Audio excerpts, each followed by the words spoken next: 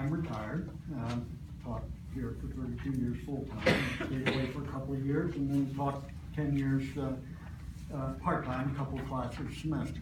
I love to teach. I have served under every president of the college, beginning with Nathan Ivey and including Dr. House. As an emeritus faculty,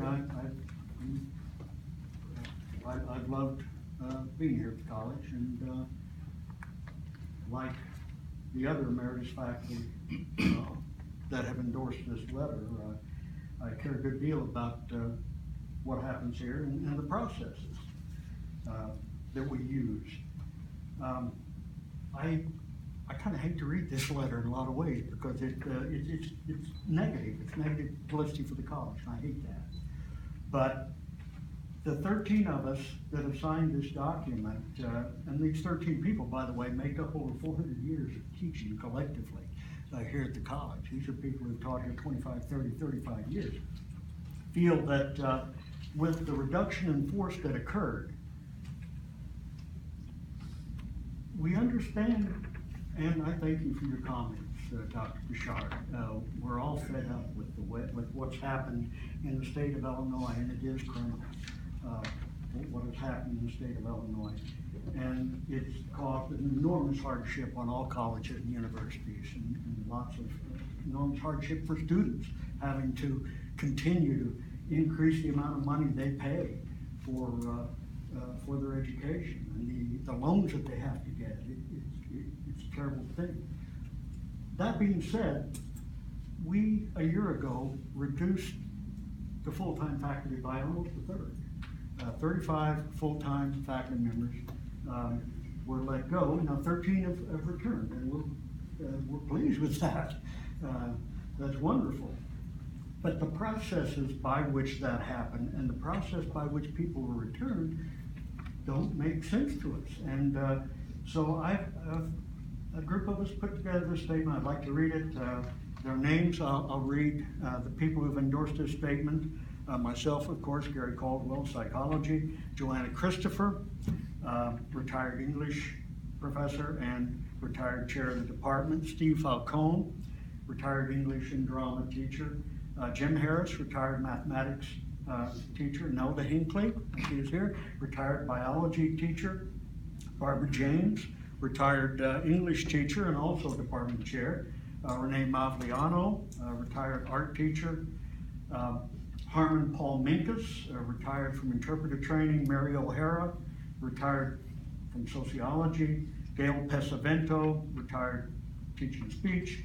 John Profile, mathematics and also department chair. Michael Stadler, who's with us tonight, taught anthropology, and Paula Willig, interpreter training. And our statement is, as emeritus faculty concerned about the future of John A. Logan, we find recent actions taken by President House and approved by the Board of Trustees to be very troubling. While the college has faced financial hardships at various times in the last 40 years, those problems were solved through a cooperative effort by faculty, staff, and administration. Never in the history of the college has a president instituted such a drastic reduction of experienced full-time faculty with minimal discussion and input from the Vice President of Instruction and the Dean of Academic Affairs, and no input from department chairs. In addition, the purported criteria used to determine which faculty were cut was inconsistently applied, and at least one board member has been quoted as stating that the current financial crisis was being used to get rid of some, quote, bad apples. The result has been a number of ongoing legal challenges by IEA, NEA that will lead to considerable expense for the college, funds that could have been better used, or could have been used for better purposes given competent college leadership. Specific programs in certain departments, social science and English, appear to have been targeted. Also, significant professional staff reductions have occurred without sufficient discussion regarding their impact on students. For example, cuts in professional staff will have serious consequences for our deaf and hard of hearing students.